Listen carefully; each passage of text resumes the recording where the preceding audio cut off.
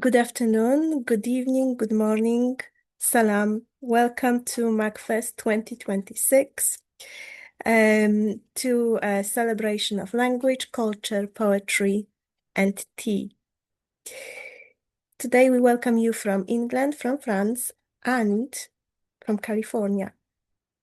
And as usual, we would love to know where you're watching us from, so please don't be shy, say hello in the chat, and let us know where you're sitting in the world. If you have any thoughts or questions, please put them in the chat for us and let us know what's your favorite tea. Do you have any tea rituals maybe? And we welcome donations through our website as always. And just to let you know, the MACFEST Muslim Arts Award submission process closes tomorrow. So if there are still any artists, Muslim artists based in the UK who haven't submitted their artworks, please take your time and submissions are free, so you're not losing anything. Our host for today is Professor John McAuliffe. He's a professor of poetry at the University of Manchester, associate publisher at Carcanet Press, and co-editor of PN Review. His 7 books from the Gallery Press include The Way In, joint winner of the 2016 Michael Hartnett Award for Best Collection, The Kabul Olympics from 2020, which was a Times Literary Supplement and Irish Times Book of the Year, and a Guardian Book of the Month, a selected poems published in the UK and Ireland in 2022, and in the US by Wake Forest Press in 2023, and a new collection, National Theatre. He also directs the University of Manchester's platform for interdisciplinary research, Creative Manchester, and is a trustee of Manchester's UNESCO City of Literature. Over to you, Professor McAuliffe. Thanks so much, Karazina, and hello, everybody, and greetings from Manchester, where it's just after 2 o'clock in the afternoon, and it's great to have such a nice crowd here, and I can see from the chat. Please do, as Karazina said, tell us where you're watching us from today. I'm really delighted to be back talking to Shadab Zeest Hashmi again this year, and this time about her forthcoming book of poems, which we're going to get a sneak preview of Naming the Hungers this afternoon, which we're very excited about. Shadab is a poet and an essayist. She grew up in Peshawar in Pakistan, but pursued her studies in the US at Reed College and at Warren Wilson, where she received an MFA. Her previous 2 books of poems, Coal and Chalk and Baker of Tarifa, put both gender and then her deeply historical imagination at the service of her lyric gift. Ghazal, Cosmopolitan and Comb, her 2 essay collections, combine memoir with great learning and her poet's eye for an image. What we're going to be hearing about today, and I've been lucky enough to have an advance copy of the book, is this preview from the first book in what is a planned Silk Road trilogy, and focusing in this first book on tea and the way that as a subject tea brings us into so many different cultures, and also so many different ways in which cultures cross one another. And it seems like a really fitting subject for us to be discussing as part of MACFEST, when Kesra, as of course, for all of us who attend these events, we often end up saying spread honey, not hate, and food and our culinary encounters and what we do with one another when our desire for one thing meets are part of that positive vision for a better future, which is so integral to what MACFEST does. So, as you're about to hear, Shadab is a wonderful poet. She's frequently in the frame for Pushcart Prizes in the US. She has been the winner of a San Diego Book Prize. She's also won the Nazim Hikmet Prize. She is going to read from 3 different strands of this new book this afternoon. And we are going to think about this as more of a conversation. So if you have thoughts as you're listening to the poems, please pop them into the chat, and we'll bring them up. So we're going to hear 3 different sections of poems broken up by our conversation. but also we will add your thoughts and your comments as well as we proceed this afternoon. And to begin with, though, and very fittingly for what's such an amazingly interdisciplinary book, a book which brings together historical learning, translation, and so many different ideas about poetry, is we're going to begin with a short film, which is actually made by students from down the road from us here at Manchester Metropolitan University. So I'm going to ask Katarzyna to play this short film. And then at that point, we're going to hand over to Shadab. So if you can take us away. Yep, just a moment.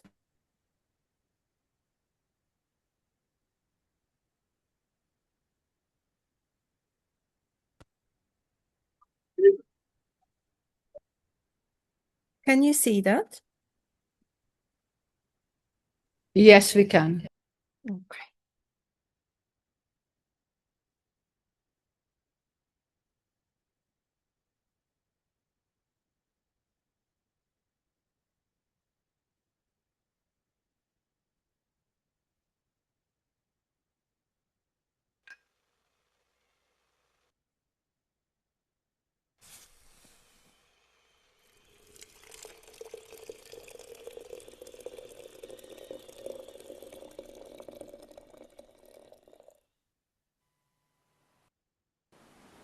The ship is now a salty ghost, as is the captain and the subaltern.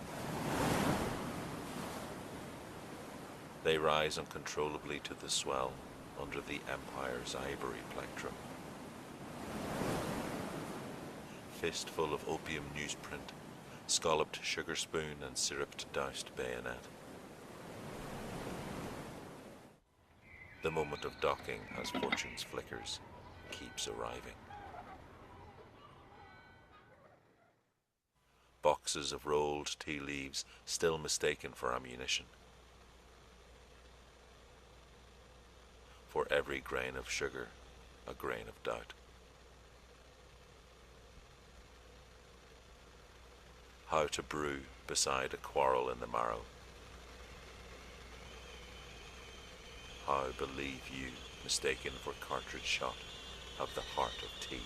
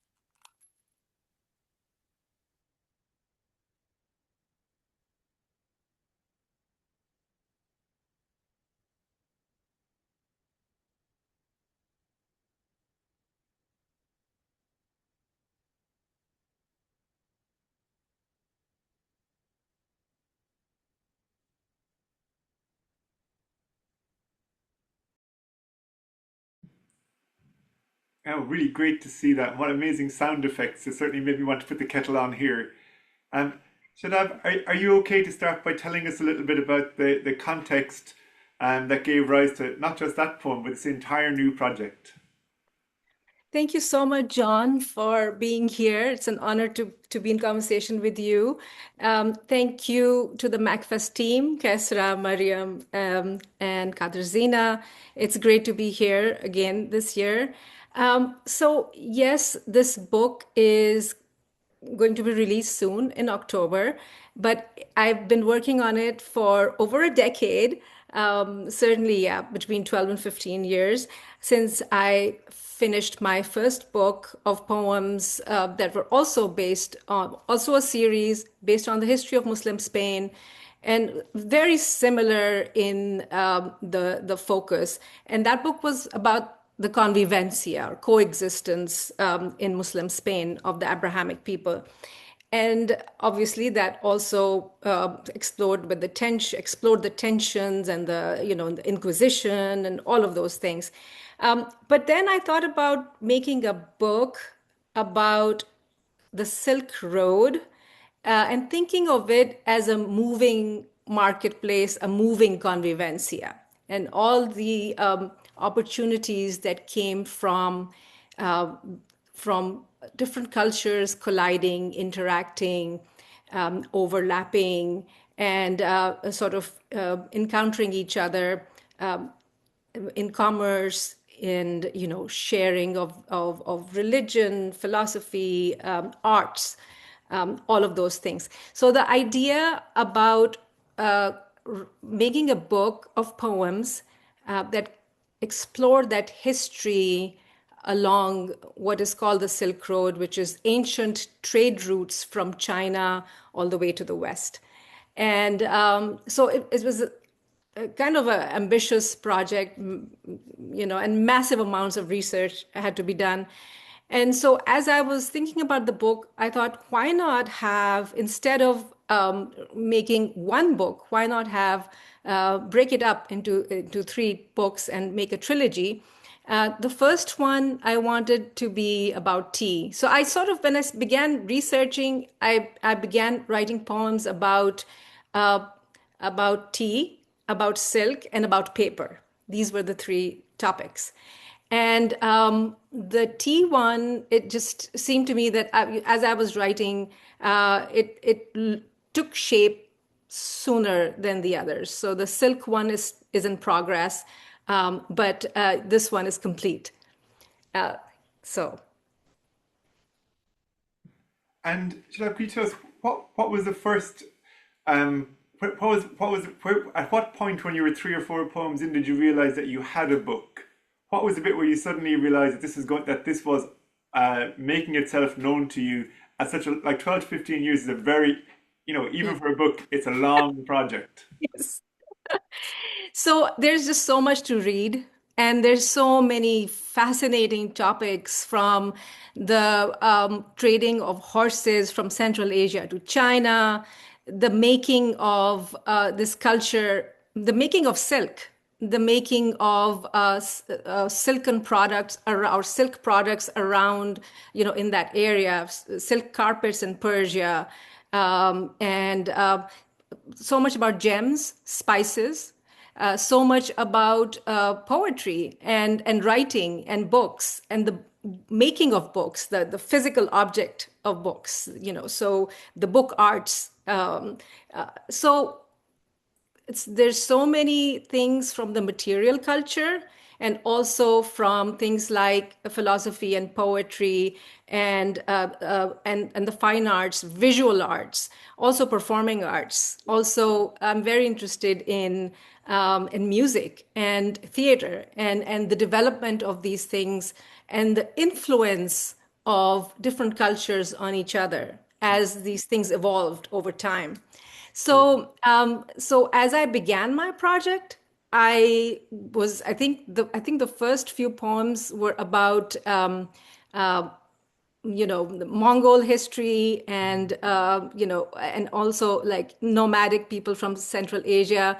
And I created these characters from, as I was reading history, I sort of created these imaginary scenarios, sort of reimagining the history and making my own characters and putting them in poems. These are short poems, they're lyrical poems. I don't have a long narrative poem, but many of these poems were stories, and they were narrative poems based on imaginary characters that were based on this history.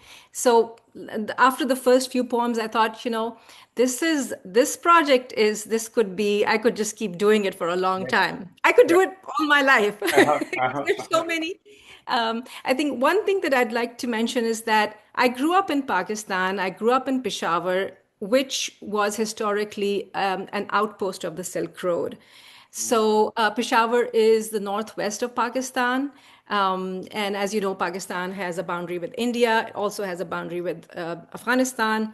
And so growing up in Pakistan, in Peshawar, I thought, this place has the energies of the Silk Road culture. There is a place called the Market of Storytellers, and it's a tea house that's been there for a long time, and it's called Kissa Khani Bazaar in Urdu or Pashto or Farsi. It's the same phrase, Kissa Khani Bazaar, and people would drink tea and tell stories, and these were tradesmen coming from the east and the west and the north. So they were coming from all directions, and they were trading their goods and they're trading their stories.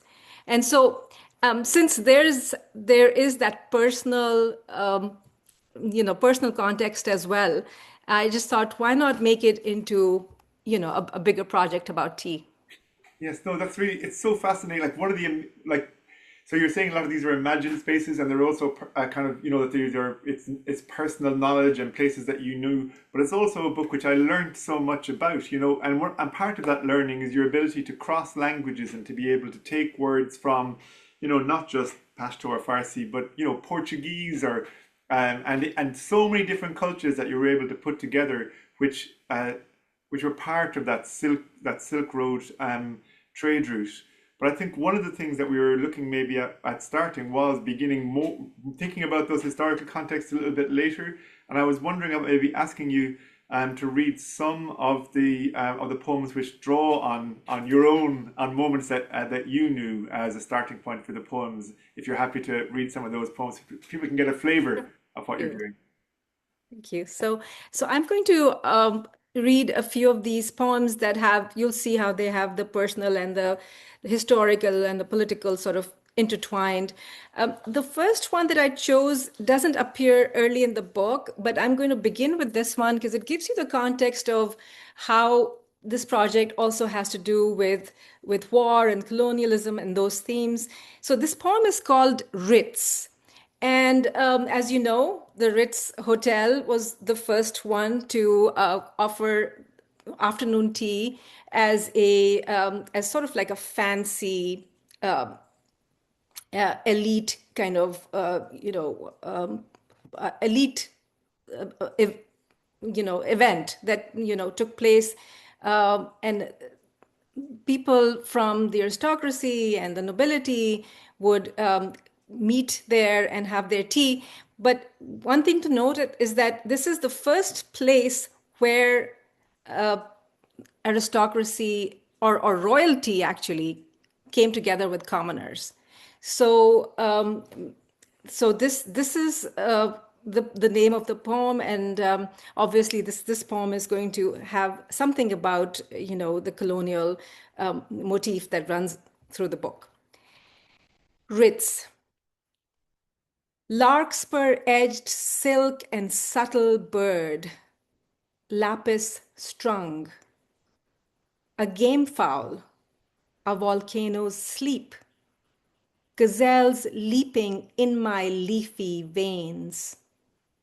I rehearse my stride for you, my chin lifted at the exact angle for the Art Deco lights to catch Ceylon pearls on the cascade of double helix earrings. Does the aroma of pastries rise like the velvet hot breath of a Bengal tiger? Does the oriental carpet hiss? I take a seat beside you on the rose-hued Louis XIV chairs.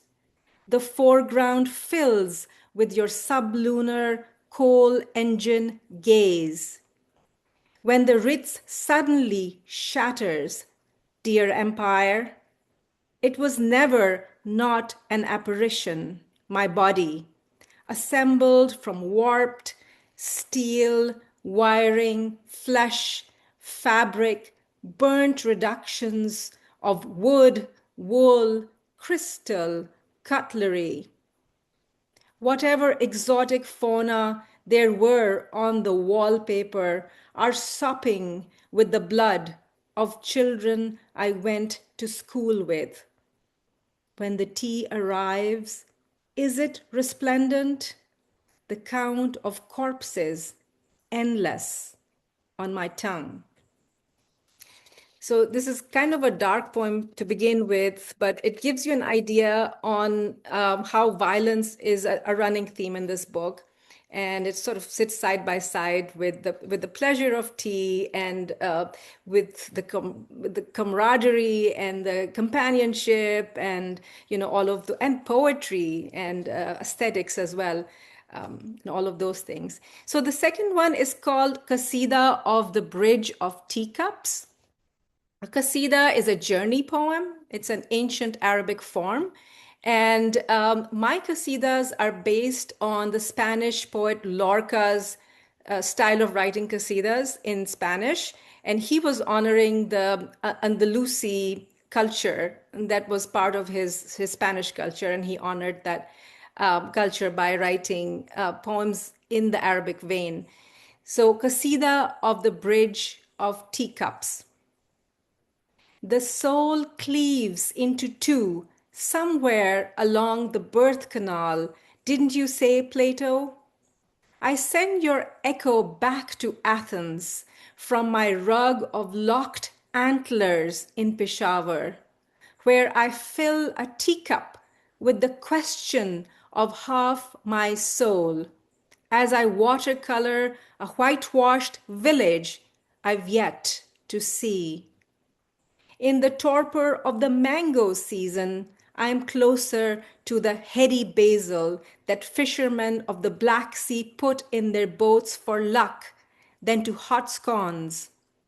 Will I know my soul by the musk of tannin ink, sugarcane pulp, sweat of a calligrapher's palm? The antlers are fading. From teacups of clay, bison bone, crystal, bamboo, I build a bridge to the other half.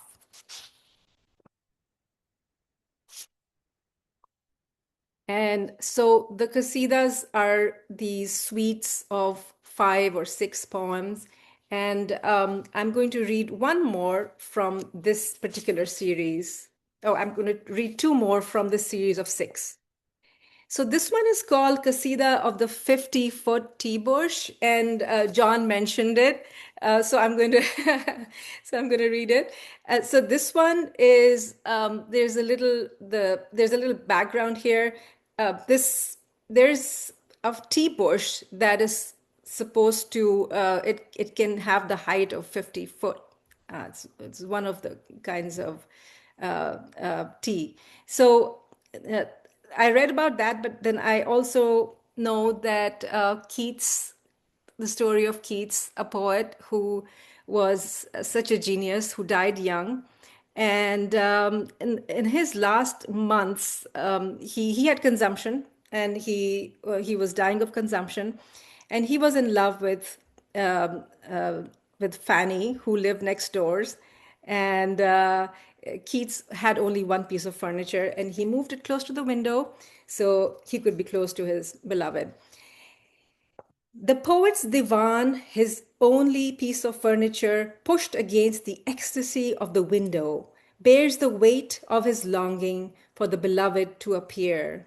Ah, Fanny, even a tea bush in Assam knows Keats's secret, has shot up to a bewildering height, throwing a gentle shade over the flame of his odes, as he fires and turns the urn of his consumption for a scene that will last longer than him. A yes, a dotted porcelain cup, a wild tea blush. So if you know the poem of the ode on a Grecian urn, there's a reference to that.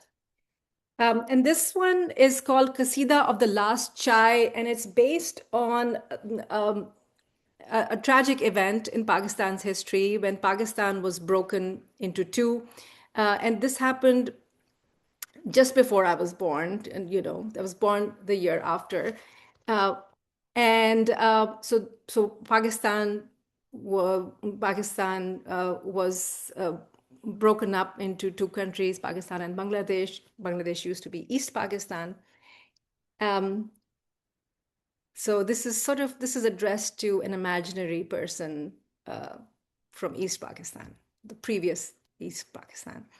The raga runs, Kasida of the Last Chai, the raga runs in rivulets, falling in beveled sheaths before the song river, too, is divvied up between us. Before our hearts are released and caught in the silver surge of Khusro's sitar, our hair, combed back and knotted, is covered with Dhaka muslin. We must be our mothers in our laugh, shaking out arrows that pierced us on the map. But we don't laugh because someone handed us separate keys and your door became an unnameable distance. Our last chai is laced with our salt. Our last chai is the elixir of memory that never stopped singing. So Bangladesh was part of historical Bengal, and that is very significant in this whole history of trade and materials, fabric, textile being the most important, but other things as well. So I'm going to read a few more poems from another series. I'm going to just short poems from this series called Serendipity, and I'm going to read a footnote before I read 2 or 3 small sections. So Serendipity, Sarandeep is the Persian name of Ceylon or Sri Lanka. The British East India Company's exploitative trade policies enabled it to seize control of a large part of the Indian subcontinent. Ceylon became part of the British Empire in 1815. And in 1754, Horace Walpole coined serendipity for the faculty distinguishing the heroes of the 3 princes of Sarandeep, a tale that appears in a famous Persian poem by Amir Khusro. 1890, Thomas Lipton visited Ceylon and purchased tea gardens with Tamil workers from India. Lipton sold packages throughout Europe, packaged tea throughout Europe and the USA beginning in 1890. Everybody knows Lipton. But the history of Lipton, of the man called Lipton and his how he began this tea export and all that is part of this poem called Serendipity. And the first section is based on this history of how he went from Britain to the US and how he had a grocery store and so on and so forth, and how he how he owned those tea gardens in Ceylon and so forth. I'm going to read the second section, which is called Kettle Scream. Day came, a sacred island turned to steam, lidded scream. America likes her tea cold, steps on new trail of old jewels, grows a spout. Not my grandmother's time yet. The rupee coin in India bears an empress looking away, facing west. Flip side, a wreath of loot, and underneath East India Company. Musty coffers, coffins, fresh, divide, conquer. Neck to navel, garlands of tea bags, exhale Ceylon's sweet manure around Sir Lipton. Delicate dark fingers ghost across lifelong tea terraces. Handle empire. And the next section is called Fairy of Pearls and Poisons. So in this poem, in Serendipity, I'm looking at these mythological figures and fairy tales and, all of these things that I grew up with. But also I'm looking at my childhood in the time of war when, the Soviet war was happening. And just across the border, Afghanistan. I grew up in Peshawar. Afghanistan was just the bordering country. And it's part of my childhood, that experience of, refugees flowing into Peshawar and so on. And what I watched on television at the time,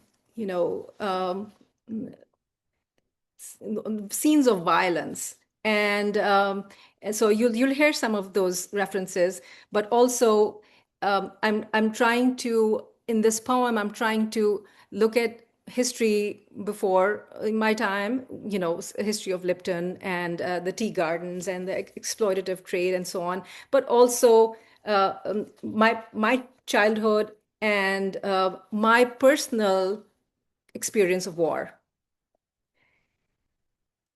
Fairy of pearls and poisons, I scratch out the horned demon on the cover of my Urdu dastan and draw a fairy out of his fangs. Not much to look at, and smaller than the hero's shield, the size of a peppercorn.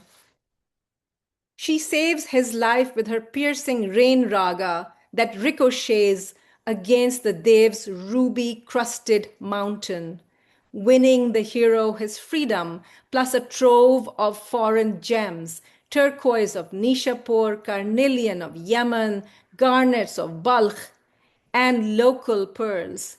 She will fight the famous poisons for him: scorpion, centipede, glowworm, all but vanity.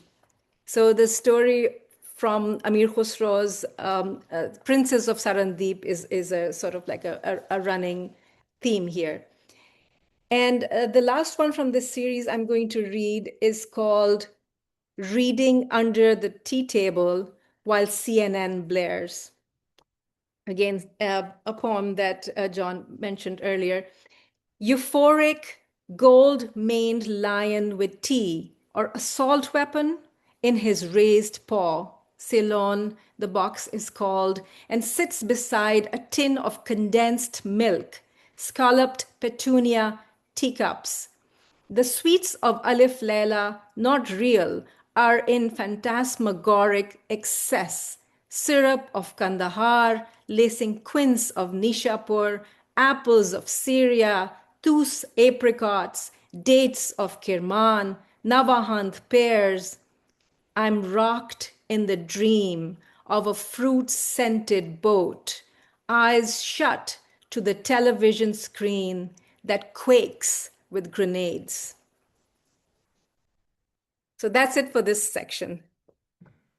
Sort of amazing and wonderful to hear those poems. And like, I think what's so striking about what you're doing in this book, Shadab, is the way that you're putting together so many different things and binding them, especially with this kind of sonic imagination that you have, that they do sound like they belong together in a way that I think is unusual. And I had two questions for you about this, and I think there's a lot of comments in the chat about I suppose the different cultures that are in the poems. And I did want to ask you about other poets, and I'm thinking about, and other musicians as well. I'm thinking about the Raga and Khusrau, and I'm thinking about Keats and about Lorca.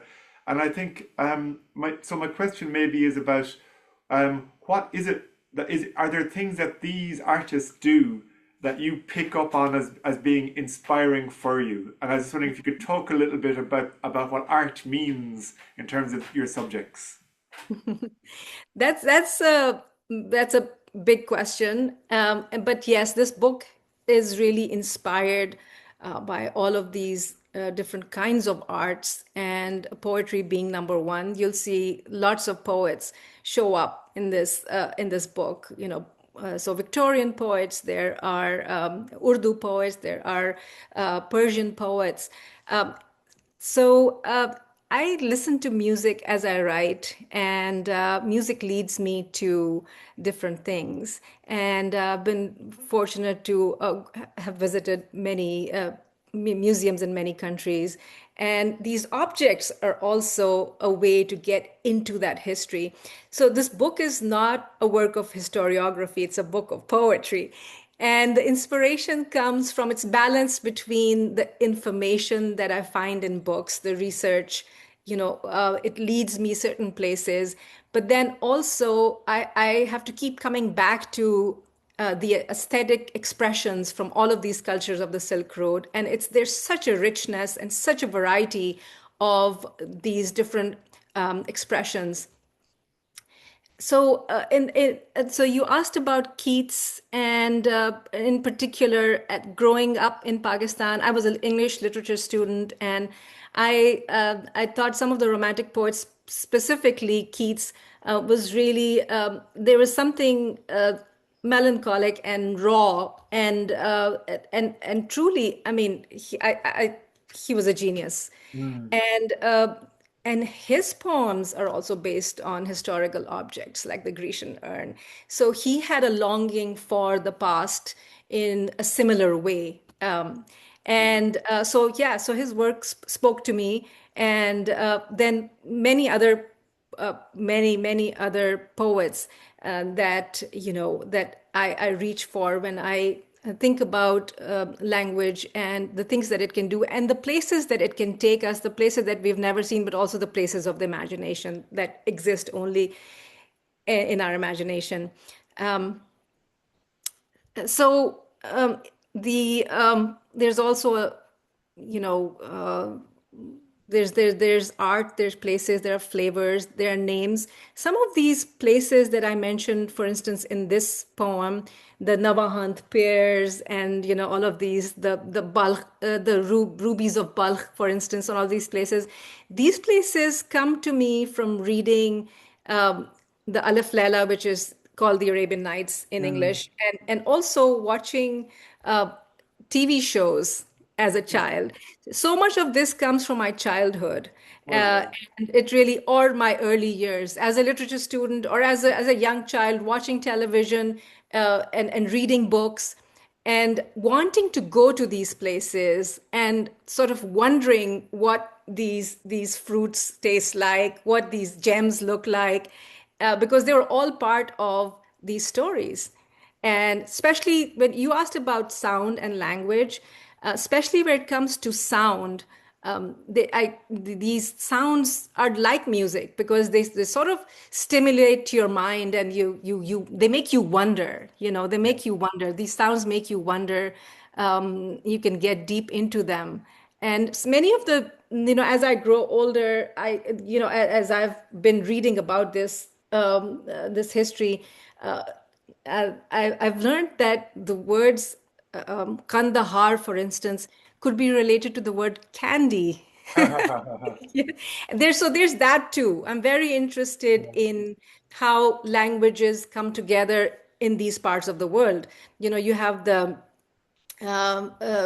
Indo-European languages, that group of languages, and then you have, so Persian is part of that, Urdu is part of that, and English is part of that, and all of these other languages, all of the Romance languages are part of that. It's a massive group of languages, but then also Hebrew and Arabic, which is a separate group, but also part of my Mm. experience. And so there's just so much wealth of sound and meaning that's just naturally has been part of my life as someone who spoke Urdu and English growing up. Yes. So fascinating. I love the blush that you have in the keep, that sense of the feelings that are in common, and that if you're imagining, reading Keats as a teenager in Peshawar, and then and about that, about how we do identify with the feelings in across cultures, and you certainly bring that in. I think it's Sama has made a point in the chat about just wondering about how hard it is to write about, say, as you did about East Pakistan and West, about that split in the last Chai poem.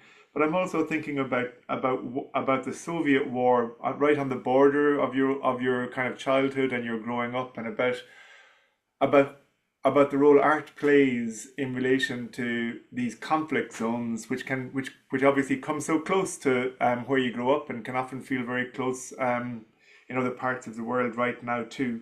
So I wondered if you could talk a little bit about that pressure of the political on the Mhm. arts, and what the art brings to bear in that kind of context.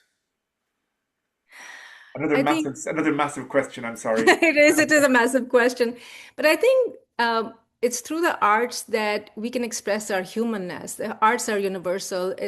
They're universal language, whether it's music or poetry or, some of the arts are, you have to have points of reference and you have to know the language to really appreciate them. For instance, poetry, you need to know a lot of things.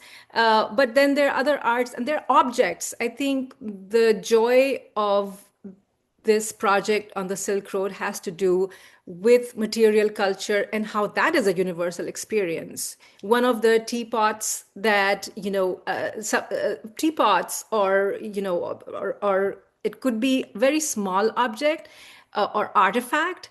But then you wonder, where did the material for this object come from? Somebody made this lapis cup bowl. We've seen bowls of emerald. I mean, you go to museums, if you go to the V&A or the Met or any of these big museums, you see these things, and you think about the material and all the different processes that bring that material, which was excavated really far away, but then taken to a very different place where someone handled this piece of lapis and created a cup out of it. So there are so many stories in these objects that these objects offer this whole history and this whole kind of it's a combined history. It's a common Yes. history because everybody can take part in in appreciating it, learning about it, but also the way it was made. It passed through different hands and creative moments. Well, this seems like a good opportunity maybe for us to ask Katarzyna to show us some of these images of that material culture and the ways in which the teapot and the cup kind of evolved and as material objects which passed between people and brought people together. Katarzyna, are you okay to bring up the images on the screen? And Shadab, if you're okay, just to talk people through what some of those what those images speak to. Yeah, just a moment.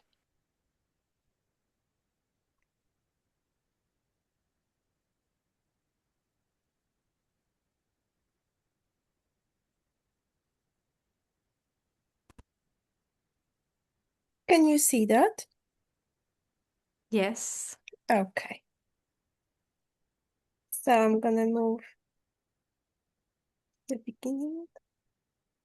So these are photographs that I took. And so the one that you see, the one on the left, is a Pakistani teapot. It's part of a bookshelf.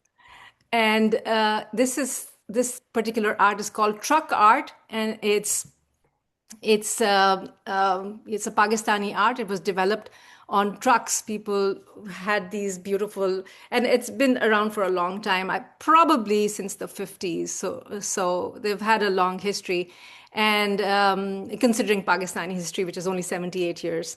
So and this truck art finds its way on different objects, and so this one is that, and then the other teapot. These are photographs from museums, and the other teapot is also from a museum. So most of what you'll see in these pictures are photos that I took in different places, museums and shops and so on. So we can move on. We can actually you can run the whole slideshow. Excuse me. So yeah, this one on the right is I took this photo in a cafe in Spain, and it was a Moroccan tea shop. And so you see a Moroccan teapot, and on the left is a Chinese teapot. Oh, Yeah, okay. and um, yeah, and this is home. These are my cups. The one on the left is a Turkish teacup, and the one on the right is an English teacup.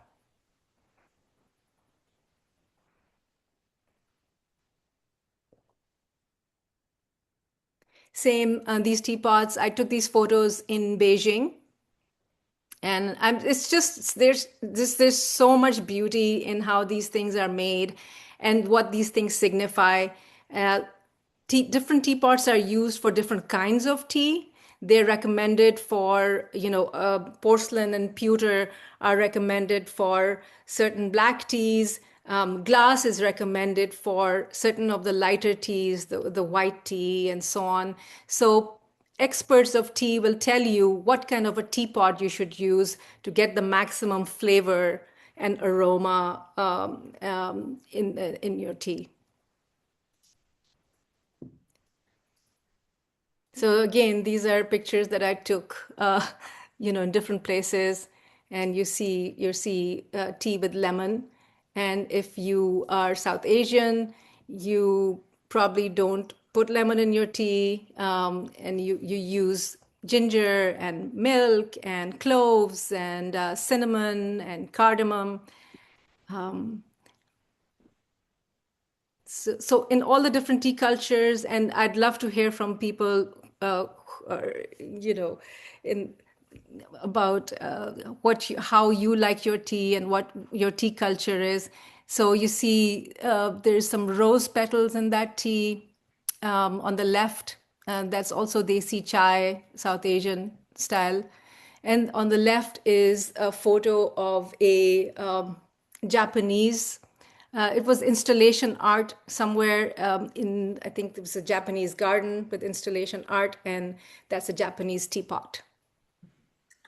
Really wonderful to see these, Shadab, and just to get that sense of things. And it would be great if those of you who are listening can pop in the chat about how you like your tea, in terms of what you drink it with, in terms of your herbs and spices. I'm actually just back from a trip to Japan, and the tea ceremony and the ways in which tea is served are so precise and fascinating, and so many rules almost about how you approach the business. And of course, it's matcha that they are often drinking there, rather than the leaf tea that we are so much more used to, certainly in Ireland and in the UK. Shleb, I may now. I'm afraid we're making you work very hard today. It's such an early hour for you, on the west coast, of the US. But I was wondering if you would be happy to take us through your next set of poems, which again have a slightly different. Oh, actually, I had one other question for you before we get to that, which is about, you mentioned the qasida, the idea of this sort of the form of the poem, which has, of course, been taken up in various ways in other languages. But your book is like it's a form which really you have utilized across, the new book. And I wondered if you could just tell us a little bit more about that before we go on to the next set of poems. So the qasida and the ghazal are forms that come from ancient Arabic, and they've been used in Persian and Urdu and Turkish and all of these languages, as well as in English and German and Spanish. And so when I write the qasida, I have modeled my qasidas after Lorca's qasidas in Spanish, so English translation of his Spanish. But the style, the different the aesthetics that Lorca. So I mean, yeah. So he's my inspiration for my qasidas. But at the same time, my qasidas are very. I wanted to utilize the form for narrative poems because I wanted to tell the story. The story itself is so fascinating of these these moments in the history of tea, that I wanted to use different kinds of forms to explore that story and to tell that story. The particulars of the story needed to be told in a form that is easier to read. So of course I have a few prose poems as well, because I think part of the Sarandeep had to be kind of it. They read like prose poems. Some of the pieces read like prose poems because a lyric poem is very hard to balance with with the particulars of history. So some of the forms had to be kind of modified, some had to be invented.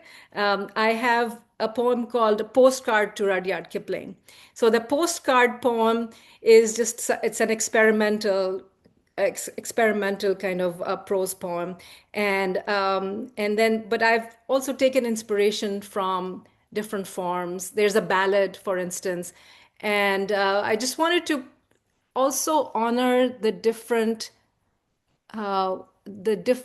cultures that I'm talking about, because there's so many different kinds of cultures here. I have poems that honor Chinese poets. I have poems that honor, the Urdu poet Ghalib or Rumi, or some of the Victorian poets. I also have poems that are kind of their rants, or they're in response to um, uh, poets that I have trouble with, like Kipling. And so the form had to match the tone, the rhetoric, and the kinds of stories. And some of the poems are very inward, they're meditations. Some of the poems, because they honor a tragic moment, a meditative moment, or a tragic moment that is not part of my experience but somebody else's experience. So the tone had to. It's a sort of like, you employ what all poets employ, which is imaginative empathy. It's somebody's else's experience, and you've never even experienced anything like there. You really have to get out of yourself to try to be that person, talking about empire, and how they feel, how devastated they feel. And they're talking about the 11th century in a particular. I'm going to actually read some poems like that.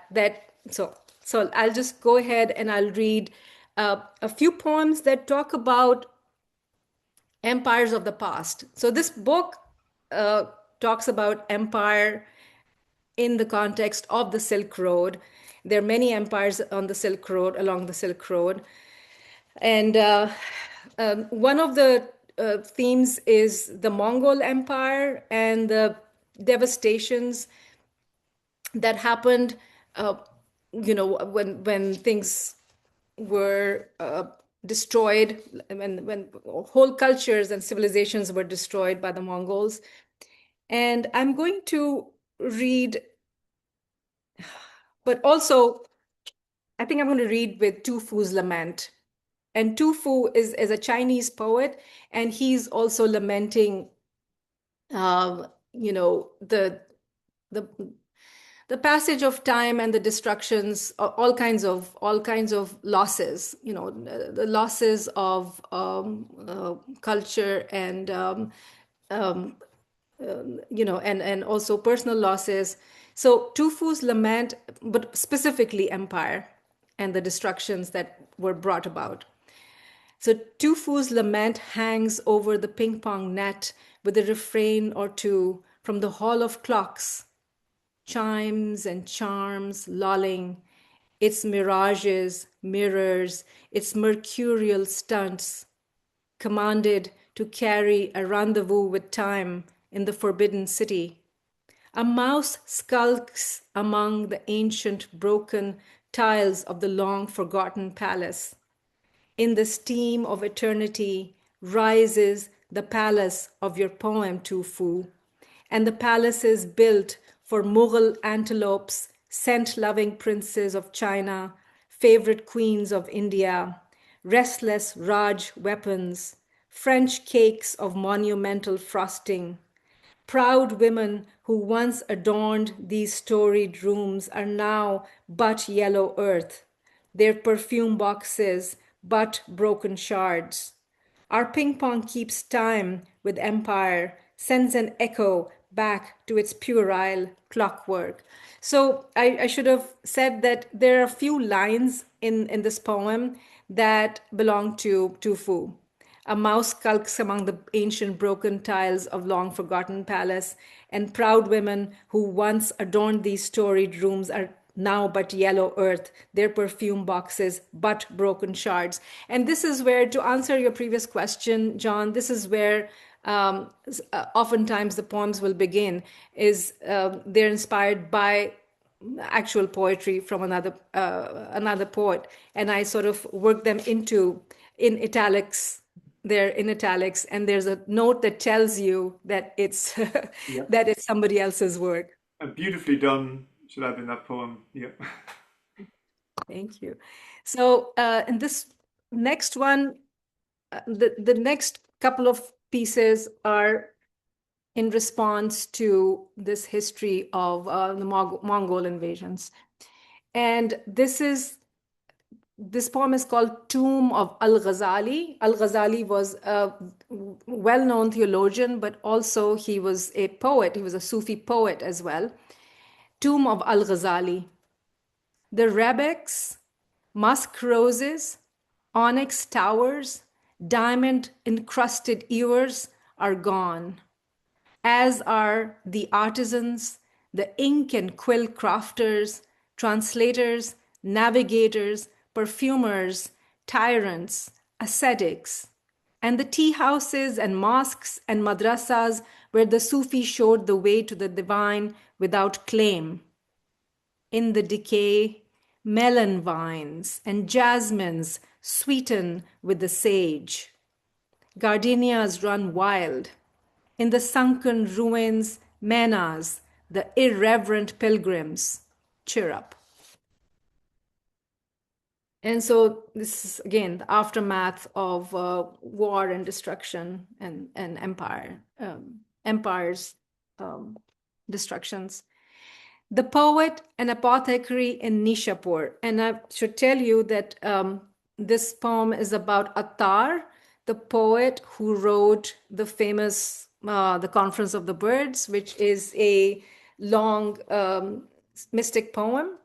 And it's a narrative poem. It's a long mystic poem about how these birds travel. And the birds are meant to be symbolic of different aspects of a human being. And it's these birds journey together to find the divine. And I should also tell you that Rumi was a child when he met with Attar, the great poet Attar, and he was fleeing Balkh with his father and a group of people because Balkh had been invaded by the Mongols, and he was about 12 years old. I've written more poems about Rumi as a child because I'm very fascinated by his actual journey, the actual journey that he took as a child, leaving Balkh for Rome or Byzantium, or actually,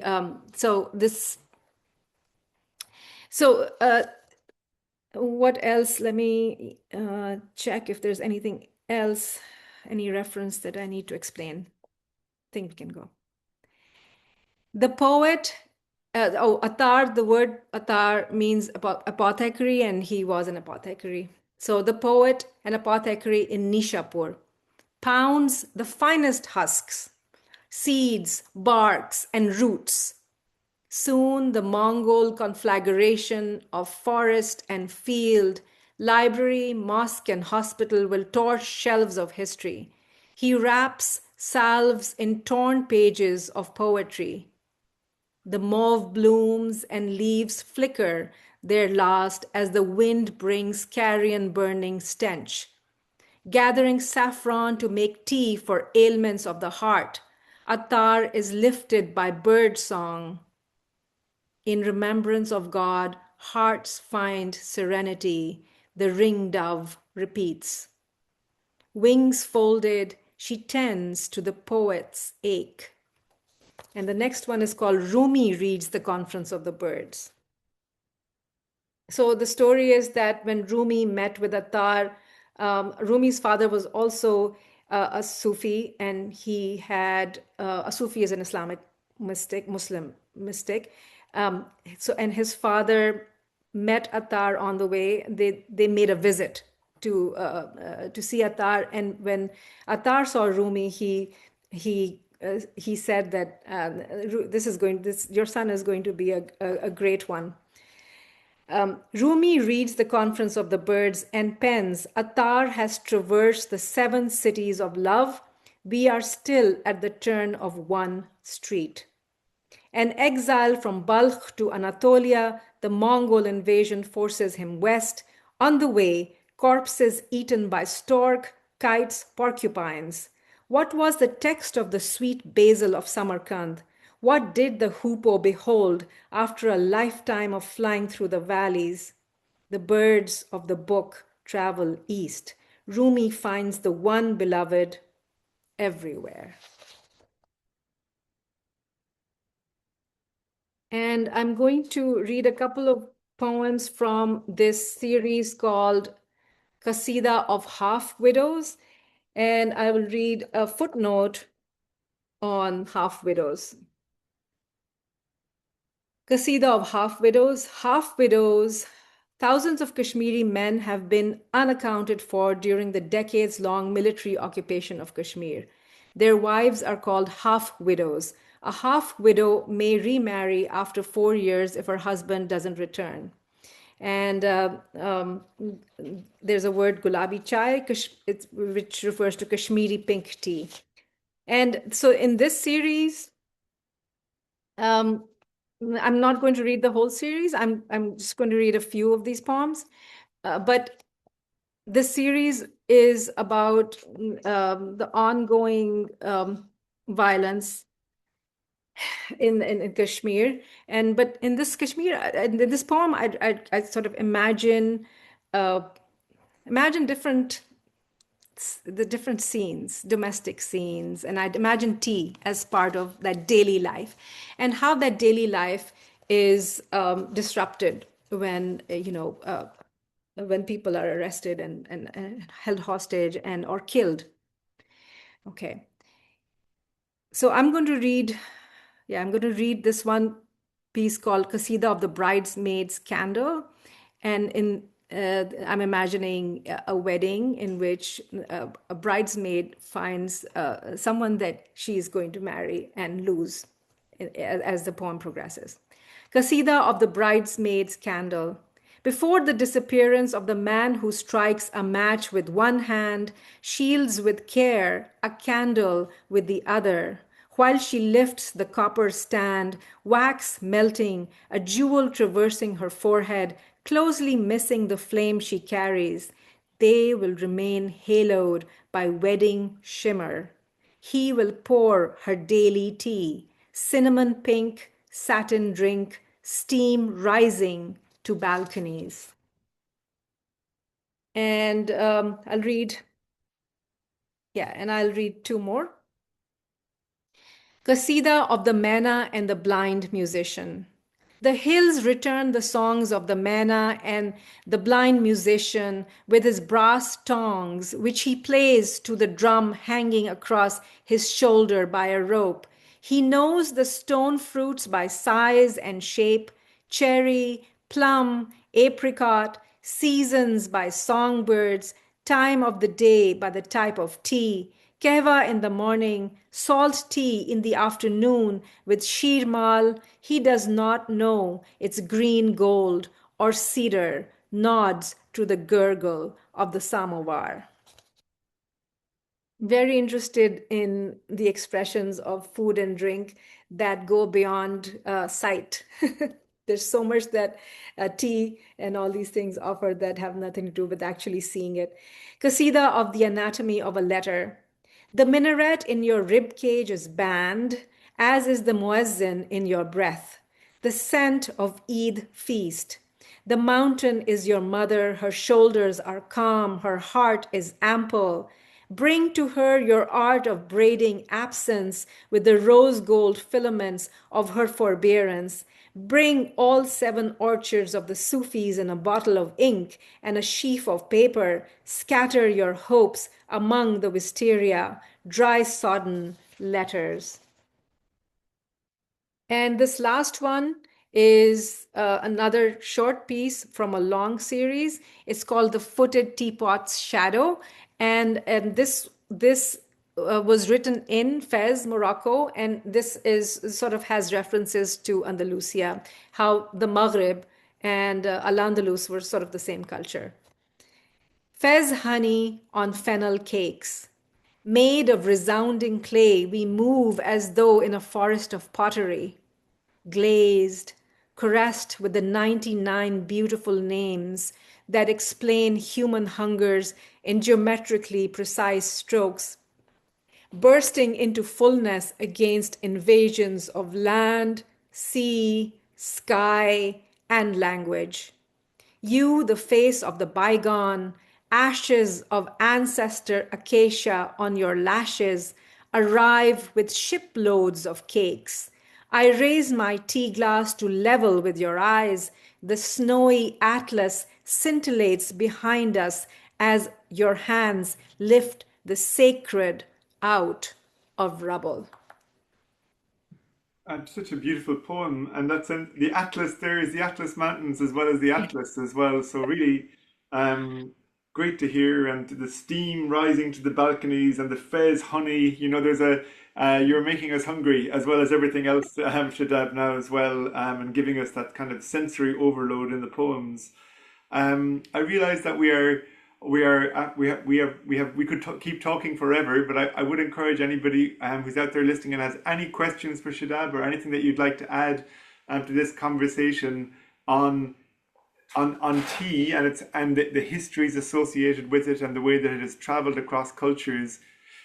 Please pop them into the chat, and we'll make an effort to respond to you over the next few minutes.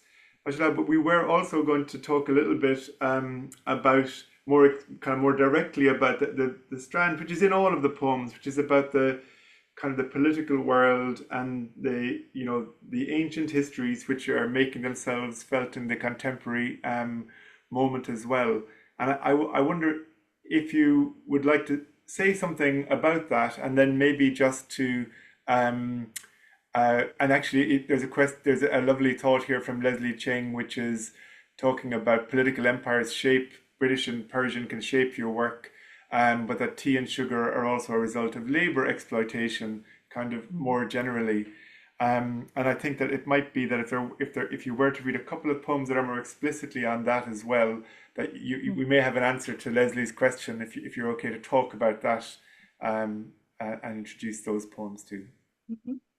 Absolutely. So yeah, this whole history is rife with all of these different themes. There's the theme of war and colonialism, invasions, destruction, exploitation. There's the theme of all these fine things that we see that bring us beauty and joy and peace, have their own history that is not is a history that is problematic of labor exploitation and so on and so forth, and things being stolen from one place, and also destruction. Whole cities were destroyed, libraries, civilizations were destroyed, so I specifically talk about the British Empire. And I talk about the history of the history of colonialism and the Victorian times. On the one hand, I praise these poets who brought me something very personal and very important, which is the possibilities of the English language in poetry, and all these different worlds. And many of these worlds opened up possibilities to learn,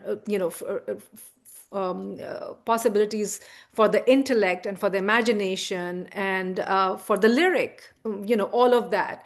But at the same time, I learned about the exploitations of the Raj, of the British Raj, in South Asia and elsewhere in the world, in Africa, as Leslie mentioned. The sugar that was brought to us, that our tea had sugar, that was a result of exploitation in Africa, and then the slave labor that produced Sir Lipton's teas in Ceylon, and so on and so forth.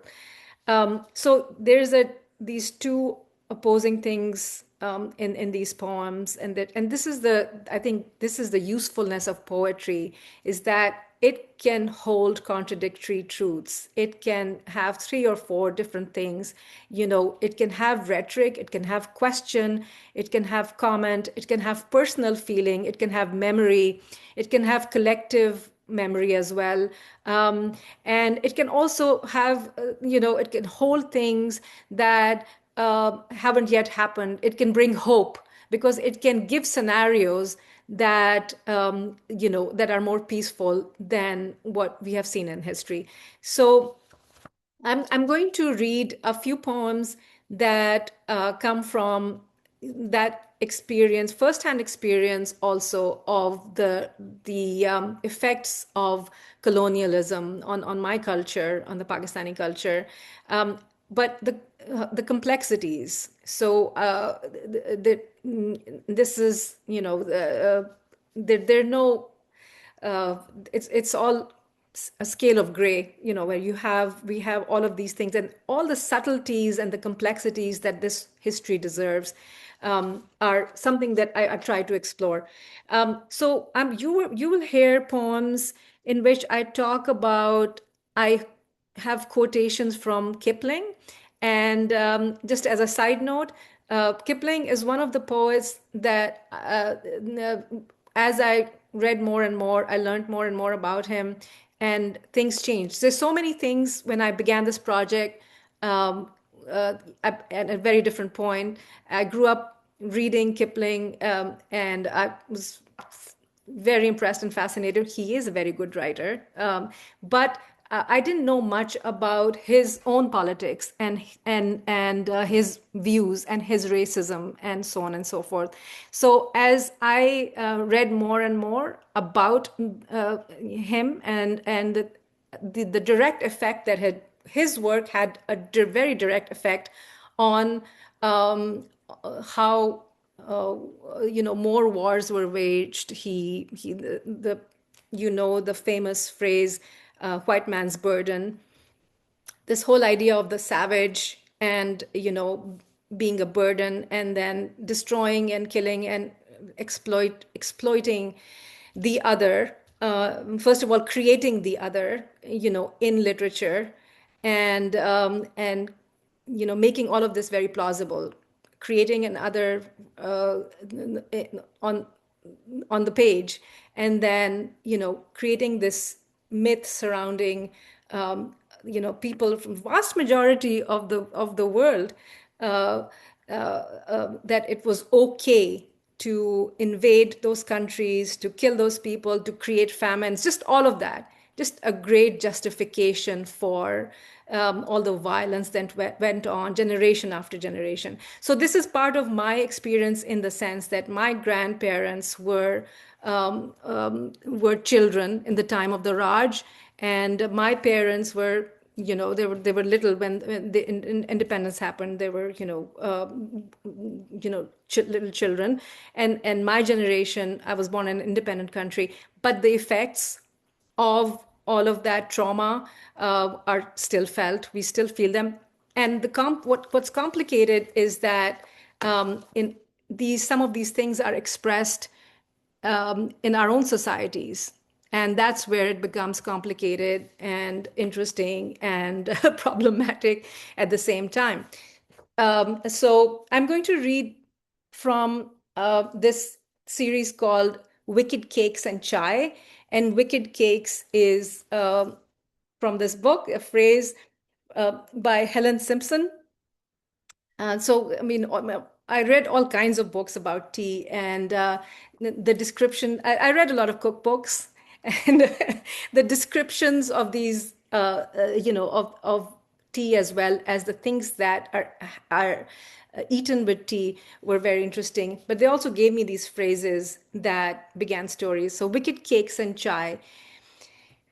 And in this poem, you will hear a phrase, some phrases from Kipling, and Kipling, especially how when Kipling lived in Peshawar for a while, and he was a journalist, and he wrote about the people, and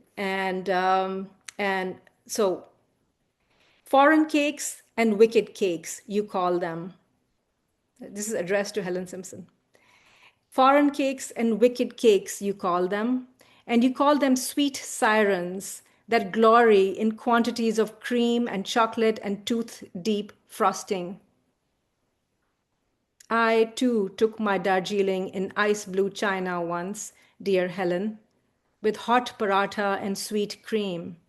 Did some wicked reading under the jujuberry. Kipling's words like pistol shots ringing through my veranda. Menagerie, I recall, the word he used for my city, and for its glory of faces, weasels, dogs, and swine.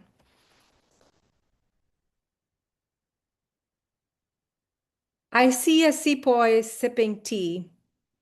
Sepoy is a soldier, and it comes from Sipahi in Urdu, which means soldier in Urdu. I see a sepoy sipping tea with Rudyard Kipling and wonder as I view them Enfield rifle in hand what year I am in and what kind of tea their bubbling samovar has. And being certain Kipling was born years after the mutiny, the sepoy is likely my male alter ego. Tea with a native shoe, figment shoe. We float away like dandelions to the sound of the military band. I wake up bleeding from the wound of a fountain pen. Okay, so the next one I'm going to read is called Brown Mem Sahib Masquerade. And this is kind of commentary on this class system in South Asia, in all the different countries in South Asia, where, so much of what we criticize about the Raj and its legacy is internalized, and we see the same things that are done to our own people by our own people. Brown Mem Sahib Masquerade. Mem Sahib means was a title that was used during the Raj for it's English, but it comes from Hindi and Urdu, and it refers to a white woman a married white woman. So Brown Mem Sahib Masquerade. In a sari spun by silkworms spilling their guts against a gold-edged gossamer lullaby, her forgetting begins. Brown Mem Sahib on sofa, maid on floor. Chai and sweetmeats on the trolley. Remember your bungalow going up in smoke. The cuts, soldiers grinding names between teeth. In the brown sandwiches are thinly sliced cucumber, cream cheese beaten with a few chopped chives, smoked salmon, serrated pages, book, a hungry saw, a scream. So the tea culture also brings these images, traumatic images from the Raj, from the previous centuries in the 19th century and 20th century, but also these brokenness of the post-colonial condition. Okay. So I have this theme of Orientalism and art. So I have some ekphrastic poems. Ekphrastic poems are poems that are based on paintings and visual art. I'm going to finish up with I'm going to finish up with two poems. One is called "Scene with Hidden Raj Chair," and one that is based on a sort of contemporary political event or military event. Scene with Hidden Raj Chair. Indian snake, English rose garden, and our own itchy vanity. This house is a quaking porcelain nightmare. Ghosts pour out like tea. We have cut our cautionary tales into sugar cubes. We lie with blackened teeth. Watch decorum's poison flower bloom.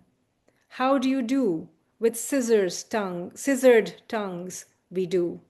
You hang the portraits too low, mirrors too high. They show doublespeak rotating in the phantom blades of the ceiling fan.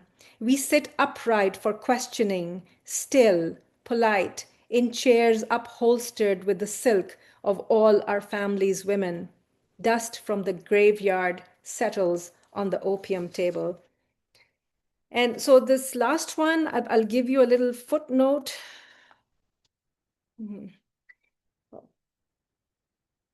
So this last one is called After a Deadly Aerial Engagement, a Cup of Tea. And this is based on a sort of a military an attack that happened from India to Pakistan, and it was I think this is a story that I won't go into the story. I wish I could find the footnote because it tells you very briefly, but I'm not able to find it. And the Air Force officer, the military Air Force officer, his name is Abhinandan, and he was when he was the plane was shot down by Pakistan. This is 2019, early spring 2019, and he was taken into custody, and he is said to have praised Pakistani tea, and he was returned to India. So the poem started from the cup of tea in his hand that I saw and his words about the tea. After a deadly aerial engagement, a cup of tea, the dead will forever bind their miasma to your hair, will knot their shrouds to every hook in the house, knead your nerves to a legato of sirens. Past the news of war, you socket your sleep in an echo between tonight's sky brocaded with tomorrow. And tomorrow, there will be the hour of war, creeping like a reptile across the fields where two countries grow rice with their backs to each other and fly kites this time of the year to welcome spring, turning time to flesh. It is early spring. You too feel a tingle in your fingertips. Tremble a moment like a Shalimar cypress, but the masonry of your body is recalled when warplanes come near, loved ones asleep all around you. The dead will forever bind their miasma to your hair. And what the newscasters will later call aerial engagement has been the flute song in your dream all along, chased by steam engines, swooped up by MiG-21s, surface-to-air missiles. The pilot of the downed plane asks hysterically which country he is in, which way should he run. The air as sharp, the tree as majestic this side of the border. As a prisoner of war, he is recorded saying between sips of tea, the officers of the Pakistani army are thorough gentlemen. He is nervous. The cup he holds is Raj white with a pale green bow, vaguely Mughal in its vegetal flourish. The temperature in Islamabad is 11 degrees Celsius. In Delhi, it is 16. Yellow trumpet daffodils are blooming. It is early spring. Oh, it's an amazing poem, Shadab, and I'm very grateful that we've had a chance to hear it and to hear so many other poems, and to hear your great learning around those poems as well. And that way of bringing the steam engine and the MiG-21, bringing the Raj white cup, and the temperatures in Islamabad and Delhi together, and asking us which country is it that we are in, is really the effect of these terrific poems. So thank you so much. This book, for everybody who's here, is something you can be watching out for in October. this year's Naming the Hungers is the name of the book. So do make a note of it. And please join me in thanking Shadab now for again, very bright and early in the morning for you, but a lovely afternoon treat for us here, Shadab. And thank you so much. And I'm going to hand back to Katarzyna at MACFEST, who will be able to close the event and tell us about other things that are happening as part of this kind of wonderful year-round festival that Kezra has put together. Thank you so much. Thank you. Shadab, wonderful event. Love your poems. And for everybody who love the poems involving Rumi, we've just had another event. It's been recorded. You can find it on YouTube. This event has also been recorded. Now, the other one is called Poems from the Punjabi Sufi tradition. And before we close today, let me just quickly introduce a couple of events that are coming up. We've got Exploring the Legacy of Islamic Empires on Sunday, 21st of June, same time, 2 o'clock UK time on Zoom. Then we've got Our Stories, Our Journeys. It's a signature event for Muslim Diaspora Archives, a new initiative. And that's Tuesday, 23rd of June at 6:30 in the evening. On Thursday, 25th of June, 6 o'clock in the evening, we have Creative Recycling with Ala Zalad. And then on Saturday, 27th of June, again, 2 o'clock UK time, Food and Fashion, Fez, a model city of sustainability. So thank you everybody for joining today. I hope I can see you again on upcoming events. And yes, again, thank you, Shadab. Big respect to you, honestly. What a talent. And thank you, John. Thank you, Shadab, for excellent host session again. Absolutely brilliant. Loved your poetry, loved your historical lesson that you've given us and everything else you brought to it. And thank you to John again for superb hosting. You kept the conversation going, very interactive. In fact, we had no time to read through one or two of the questions because we were just so engaged with both of you. And thank you, Katarzyna, again for fabulous tech hosting today and rounding off the whole session for us. And inshallah, we'll be back again.